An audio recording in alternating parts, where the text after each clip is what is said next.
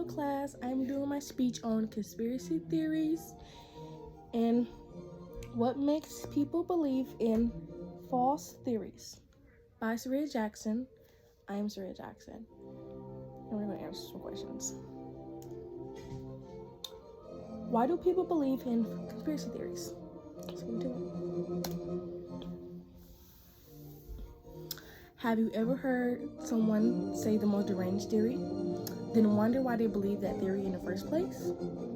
Like, a conspiracy theory believer would say that the sky is yellow all because they saw the sky is yellow, the sky is purple, all because they saw a Facebook post, which is absurd because all they had to do was look up and realize that that was not true and that was cap. So today we're going to get into why do they believe that in the first place.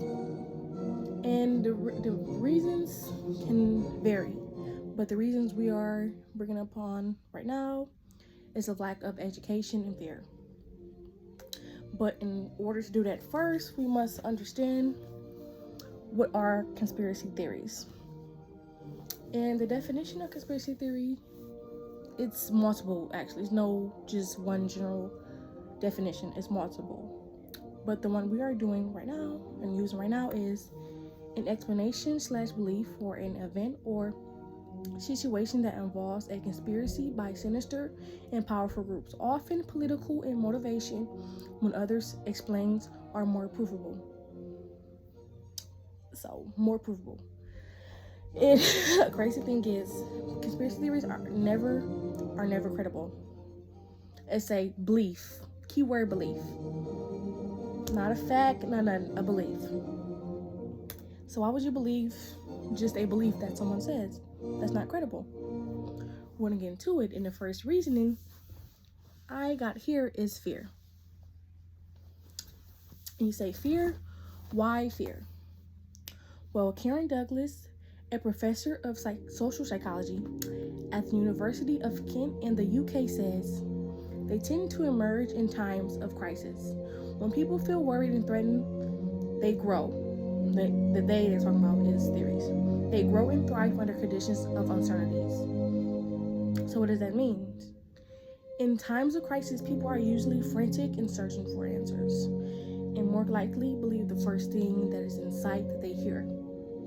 And the first thing in sight that they might see or hear may be Facebook, it may be from a person down the street, maybe their neighbor, not a news outlet, maybe it could be anything. When unknown things appear, though, people are scared and want answers. It's in human nature. And the example I used was the global pandemic, which is something we was in recently. And during the global pandemic, the theories that was out there was just crazy.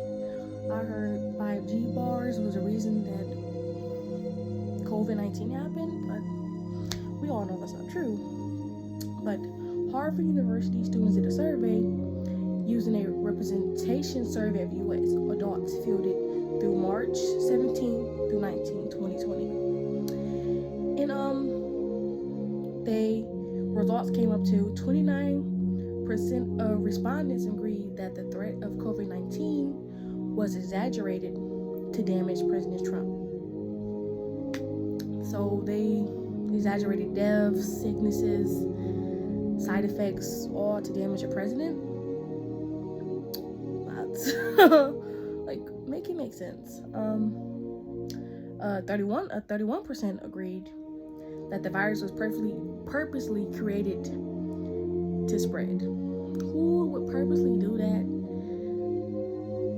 Who purposely does that? Cause death, so many deaths. Death toll was crazy for COVID-19. Yet people think that it was purposely spread, all because of a theory that was put out there. And they probably believe that theory because of fear. It happened so fast. The pandemic happened overnight. I was in school one day, the next day I was out. It happened overnight and people were in panic and they wanted to know why. So they believed the first thing in sight. And that is because of conspiracy theorists fed them off of fear. But the next reason that might not be fear is education. education plays a key role in people believing it also. And the reasoning behind that is, we're going to use Karen Douglas again. And in an interview, she says, people with lower levels of education tend to be drawn to conspiracy theories. And we don't argue that because people are not intelligent. It's simply that they haven't been allowed to have or haven't been given access to the tools to allow them to differentiate between good sources and bad sources, or credible sources and non-credible sources. So what that means is, some believers are simply looking for answers in the wrong place, are simply looking for answers, just don't be looking in the right places. And the places they're looking may be their phones, maybe just a random article, not no government-backed statement or no scientifically backed statements. The place they're looking at is part of their phones. And believers also are lacking reasoning skills, because some things just are too absurd and it makes no sense. Why would you believe that? And reasoning skills is something that only a good education can teach you. And that plays a key role, education. A lot of them just don't understand and are being taken advantage of or easily persuaded. And something I said was, I looked up on the web, was, according to Forbes, almost a third of Americans, 32% to be precise, still believe that the earth is flat. Even though that was proven by the ancient Greeks, so that was far ago. And Christopher Columbus even proved that when he came over and colonized us. So how are you still believing that fib? And without no science proving, no backing up, when there's literally science backing it up that the earth is round and not flat. And that can be education. But what do I say? Both of those have in common is persuasion. Conspiracy theory writers, conspiracy theorists, they persuade people and get to the conclusion. They persuade people and they feed off of people's lack of education and intelligence, and they feed off their fear, and they purposely spread facts, bad information to cause a panic in people and paranoia, and it's just not right. So all in all, the reasoning behind believers is psychologically intense. It goes deep, and the answers is infinite, but there are many factors it lies behind that all leads to easy persuasion. The conspiracy theory makers feed off people's fear or intelligence to persuade their listeners.